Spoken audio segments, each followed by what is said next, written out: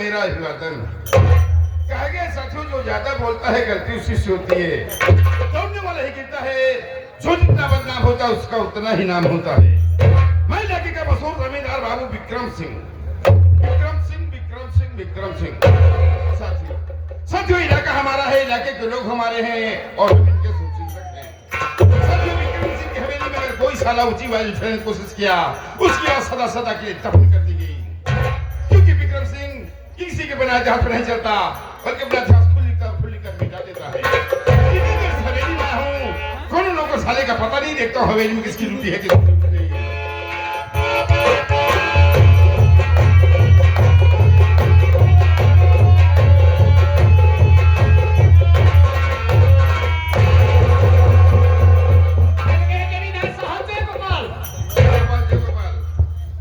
बेटा सबसे पहले बता लेट होने का कारण क्या है रे?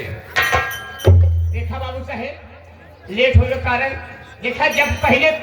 ठीक है बेटा, टाइम का अभाव है। आए हुए भाइयों को हमारे नाम के परिचय बता दो दोस्तों। साथियों में कहीं गैर के नहीं, इसी विक्रम नगर का रहने वाला हूँ। साथियों परिवार में कुल मिलाकर मात्र 5 प्राणी हैं। हमारी पत्नी जिनका नाम संचला है और दोस्तों मेरे पास 3 बच्चे हैं। मेरे बड़े लड़के का नाम करण, छोटे लड़के का नाम अर्जुन और एक बेटी इसका नाम गीता है। बड़ा ही खुशहाल परिवार है। मालिक से ही कामना करता हूँ भगवान जैसे मेरा परिवार है सबका परिवार हो। छोटू बेटा मैं तुमसे बता देना चाहता हूँ मुझसे जिंदगी में 2 पाप हो गया है। छोटू मेरा पहला पाप है, ये जो मेरी पत्नी संचला है ना, छोटी छोटी से पेट का ऑपरेशन करा दिया ताकि बच्चे की मां ना बन सके छोटू। और मेरा दूसरा पाप है कि एक मेरा भाई था जिसका नाम अजय सिंह था, और मेरे ही पड़ोस में एक राजेंद्र तासुर रहते थे।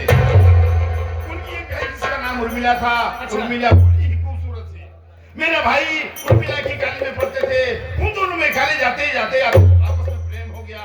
उन दोनों का प्यार इतना आगे बढ़ गया छोटू कि मेरे भाई की प्यार की निशानी उर्मिला की गोद पलने लगी। ये बात जब राजेंद्र को पता चली तो राजेंद्र भागते भागते हमारी हवेली पे आया। बोले जमींदार साहब, आपका भाई हमारी बहन से प्यार करता है। साहब आपके भाई की प्यार की निशानी मेरी बहन की गोद पड़ रही है। ऐसा करिए साहब कि आप मेरी बहन को अपनी हवेली की बहू बना लीजिए। दुनिया वाले को पता चलेगा तो साहब मैं कहाँ मुंह दिखाऊंगा। जमीन में रेंगने वाला कीड़ा हमारी हवेली को चाहिए तो नहीं देखा अपनी हवेली में कुत्ते पाले जाते हैं, साले नस्ल देख के पाले जाते हैं। नाव से ठोकर मारकर जिंदर को हवेली से बाहर कर दिया। अपने घर सारी बातें अपनी बहन से बताया तो उसकी बहन ने सदमाना पड़ा उसको छोड़ दिया। भागते भागते कमरे में गई, छत से लगे पंखे से फांसी लगाकर अपनी जान दे दी। पीछे पीछे राजेंद्र हो गया, देखा तो उसकी बहन की लाश पंखे से लटक रही थी। ये देख के राजेंद्र से भी नहीं सदमा बर्दाश्त हुआ, वो भी छत से कूद कर अपनी जान दे दिया। छोड़ जब मैंने सुना कि राजेंद्र और राजेंद्र की बहन दोनों आत्महत्या कर लिए, मुझे बड़ा अफसोस हुआ। जमींदारी के आगे मैंने क्या कर दिया। अगर उस दिन मैं राजेंद्र की बात मान लिया होता तो आज ये भाई बहन आत्महत्या न करते। लेकिन छोटू मैं फिर भी सोचा इनके दरवाजे पे चला जाऊं, कुछ पैसा कौड़ी दे दूं ताकि इन लोगों का अंतिम संस्कार हो सके। जब उसके दरवाजे पे गया ना तो देखा तो गांव वाले इकट्ठा हुए थे, काफी भीड़ थी। उसी राजेंद्र के एक छोटा भाई था जिसका नाम अरविंद कुमार, लगभग 7-8 वर्ष की थी। मैंने गाँव वाले से पूछा कि बेटा अरविंद नहीं दिखाई दे रहा है। क्या अभी आया ही नहीं है। लेकिन मैं गाँव वालों को पैसा दे के चला आया और इतना दिन बीत गया कहीं मुझे अरविंद नजर नहीं आया। हो सकता है बेटा छोटू तुमसे एक बात और बता देना चाहता हूँ। कौन सा बात है जमींदार साहब? ये जो मेरा बड़ा वाला लड़का करण नहीं है, करण ये मेरी सगी औलाद नहीं छोटू। भैया आपके सगे औलाद रहे हैं, ये कौन है छोटू? अगर ये बात कुछ जानना चाहता है तो मैं तुझसे जरूर बताऊंगा। आज मेरे दिल कर रहा कि मेरे बच्चों को मेरे पास बुला, मैं उनसे कुछ बात करना। हाँ बड़े भैया, छोटे भैया और बेटी गीता, आप सबको बाबूजी बहुत बेसब्री से इंतजार कर रहे हैं।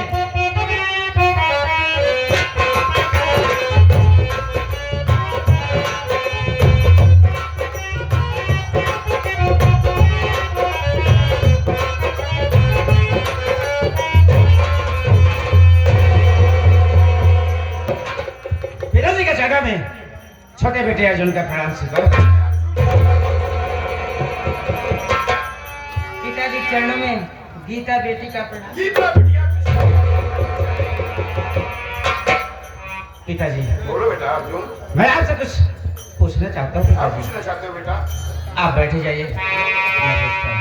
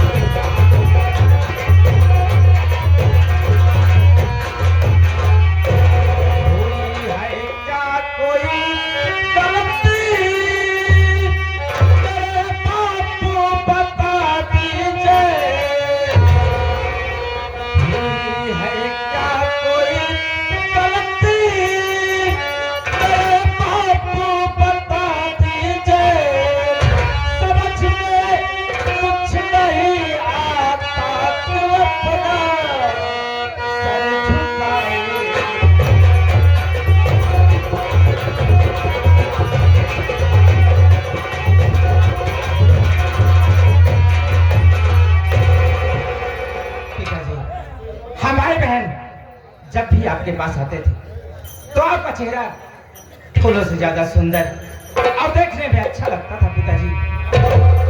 पर आज आखिरी बात क्या है पिताजी, हमको बड़े भैया को आप बुलवाए तो देख रहा हूं कारण क्या है पिताजी, हमारे पास कोई गलती हो गई है या कोई आप रात छिपा रहे तो भाई बहन से बताना नहीं चाहते पिताजी, कहिए पिताजी।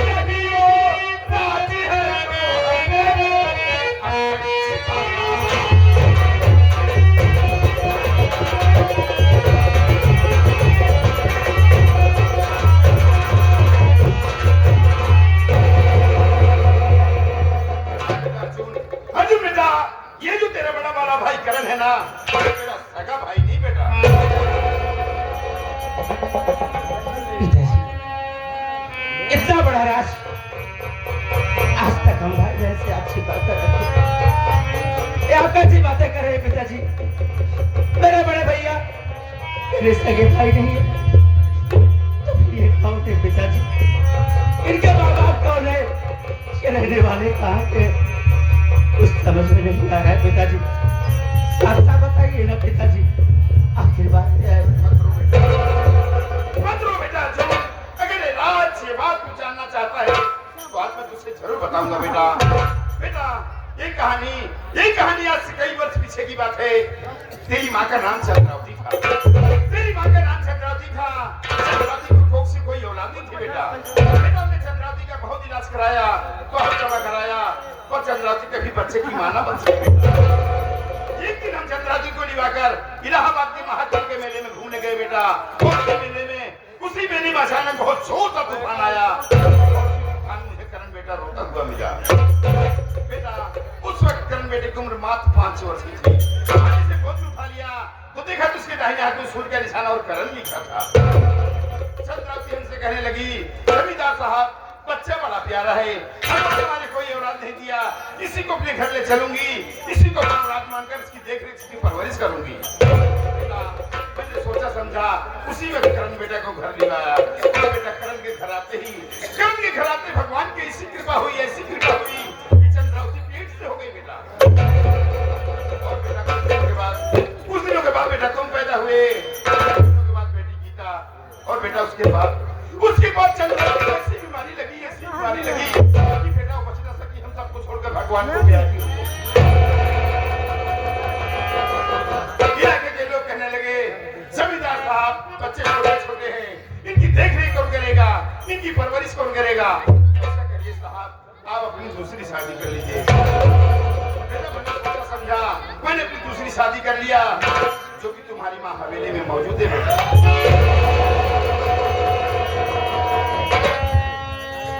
लेकिन पिताजी मैं आपसे कुछ कहना चाहता हूँ। क्या कहना चाहता हूँ बेटा करण?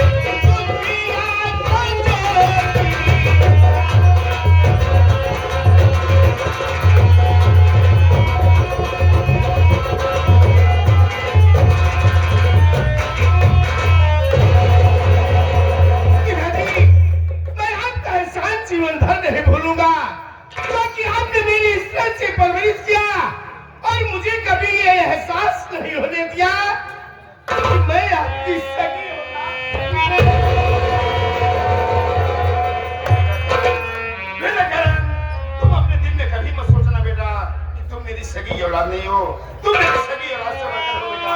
बेटा इस हवेली में छोटा अर्जुन का अधिकार है ना तुम्हारा नहीं बेटा। बेटा तुम अर्जुन को सदा छोटा भाई और सगा भाई समझना और बेटी गीता को अपनी सगी बहन समझना। और जो तुम्हारी मौसी माँ चंचला है उन्हें मौसी माँ नहीं बेटा, बल्कि अपनी सगी माँ समझना बेटा।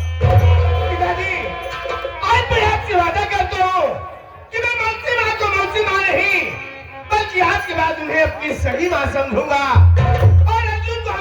छोटा भाई समझूंगा और बहन गीता को बहन नहीं, बल्कि आज के बाद इसे अपनी बेटी के समान समझूंगा। मैं तुमसे यही उम्मीद करता हूँ। अच्छा बच्चों, तुम लोग अभी कॉलेज जाने का टाइम हो गया है और थोड़ा मुझे इलाके में घूमने के लिए जाना है। चलता हूँ बेटा।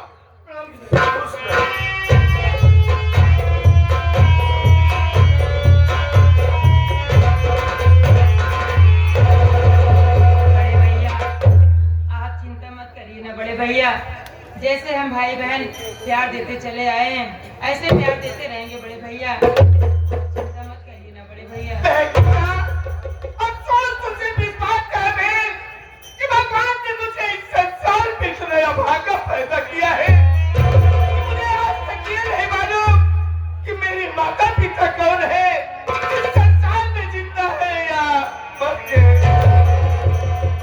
लेकिन भाई गीता तुम अपने दिल में चिंता मत करो, मैं अर्जुन को हमेशा अपना छोटा भाई समझूंगा और तुम्हें बहन नहीं बल्कि आज के बाद तुझे अपनी बेटी के समान समझूंगा। पिताजी इलाके में घूमने गए हैं और हम सबका कॉलेज चलने का वक्त हो गया है।